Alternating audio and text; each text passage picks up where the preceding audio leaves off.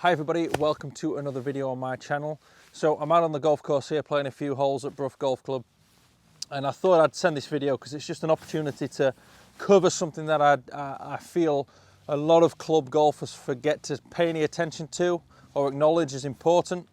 And I think if there's a little extra detail and care taken in this area of the game, then scores can be lowered and we can avoid those disaster holes and unnecessary blobs and double bogeys and so on and so forth. So I'm here now. This has turned into a par 3 for the day, but it's a great opportunity to see on this par 4 what I'm talking about. So this shot here,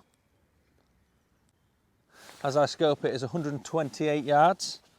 Now 128 yards for me, at about 124 yards is what I hit my gap wedge, my 50-degree club, and my pitching wedge will go 140 yards. So I'm in a bit of a dilemma here. What club do I use? The key thing that I need to note here is that I have at least 25 yards of green short of this flag, and it's this flag is kind of on an upturned saucer, so it's a bowl-shaped green. And what I know just from experience is over that flag, it's a very tricky up and down, especially if I hit it left. So over that flag is a very tricky up and down, short-sided to a raised green with not a lot of green to work with, and you often find a bad lie down there. So the key thing here is to get the club selection correct where I can commit. Now, if I went for the pitching wedge, there's two problems with that. Number one, it's too much club, so I'm going to have to slow down and make a more controlled swing. But what I tend to find with my own game is when I play that controlled shot, it's very easy to get out of tempo. And if I get out of tempo, it's very easy for me to accelerate the club head a little faster than the body and start to close that club face down. So for me, it's really, really important here that I stay committed to this shot. And I know therefore at 128 yards with a full committed shot here with this gap wedge, I can't knock it over the back of the green. And if I pick a nice reasonable line here, which I'm going to go just in between the silver birch at the back of the flag and the flag itself, if I pull it a little, I should be okay. If I push it a little, I'm okay too. So I've got my start line. I'm going to stay committed to this action. 128 yards.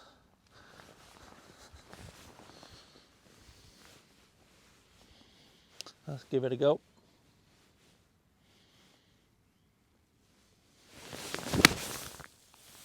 Now I've ripped that. That was really good. Okay, exactly where I wanted that. It's come up a little short. I appreciate that the single figure, the plus golfer, plus handicap golfer, elite golfer, or professional, he's trying to dial in an attack from 125 yards. But it might be worth thinking about if you are a mid to high handicap golfer, what club selection is going to leave you the best miss. There you saw it land.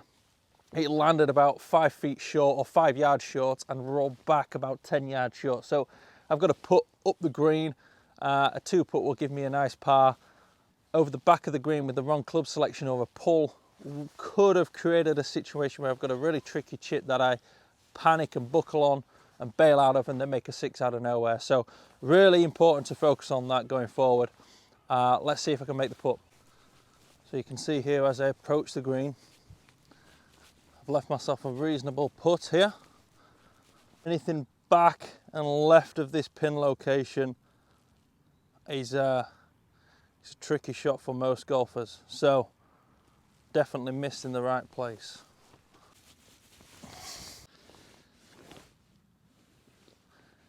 Slightly up the hill.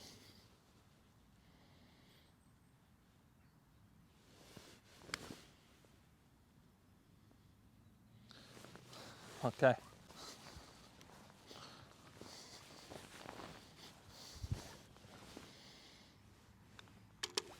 Now obviously I left myself with a pretty long putt there, probably about 35 feet, but it was a lot more likely that I was going to give myself a 4, 5 foot or inside 5 feet putt for par than it was if I'd have missed a short-sided below the level of the green. We've not a lot of green to work with here. So good club selection for myself there.